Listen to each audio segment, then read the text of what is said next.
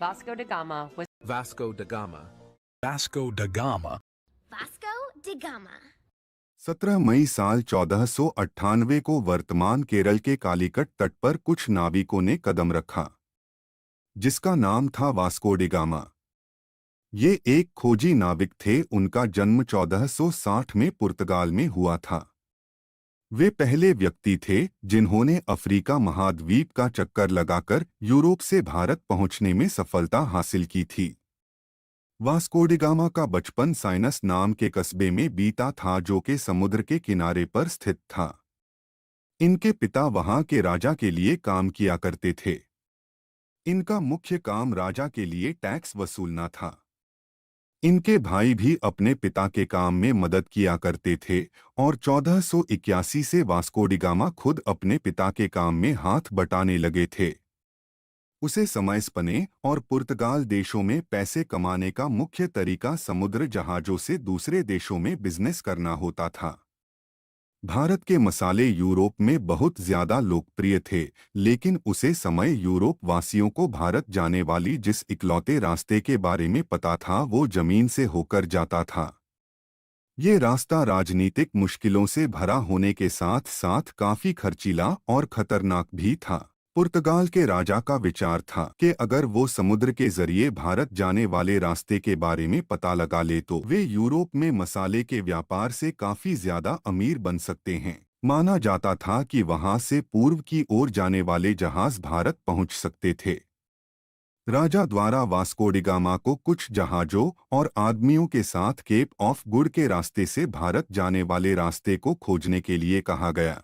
Vasco D gamma 8 जुलाई 2497 को 4 समुद्री जहाजों और 170 आदमियों के साथ पुर्तगाल के तट से रवाना हुए। पहले वे दक्षिण की तरफ केप ऑफ गुड होप की ओर गए और 22 नवंबर को वहां पहुंच गए।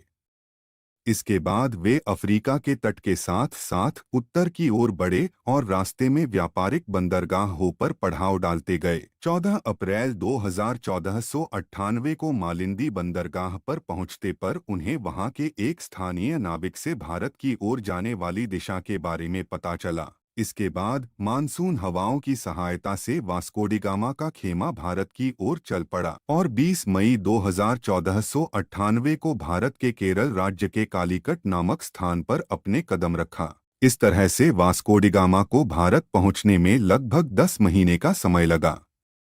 कालीकट पहुंचने पर वास्को डी गामा के दल की स्थानीय राज्य से मुलाकात हुई। वास्को डी गामा ने राजा से व्यापारिक सहूलियत लेने की कोशिश की, लेकिन वहां के व्यापारियों ने काम में अड़चन पैदा की, इसलिए क्योंकि पुर्तगाली ईसाई थे। अगस्त 1498 में वास्को डी गामा अपने देश की ओर वापसी का रास्ता पकड़ लिया, लेकिन वापसी का रास्ता ये विपरीत मौसम की वजह से काफी खराब रहा और उनके दल के आधा से ज्यादा व्यक्ति बीमारियों की वजह से मारे गए। लेकिन देश वापस पहुंचाने पर वास्को डी गामा का जोरदार स्वागत हुआ, क्योंकि उन्हें जिस काम के लिए भेजा गया था वो उन्होंने पूरा कर दिया था। बाद में उन पर कई इनाम की बरसात की गई।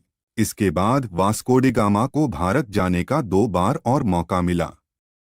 उन्हें भारत जाने वाले समुद्री दल का मुख्य बनाकर भेजा गया था। उनकी यात्राओं से पुर्तगालियों का भारत के साथ व्यापार काफी बढ़ गया था। तीसरी बार भारत में पहुंचने के बाद ही वास्को डी गामा मलेरिया की वजह से 23 दिसंबर 1524 को मृत्यु हो गई।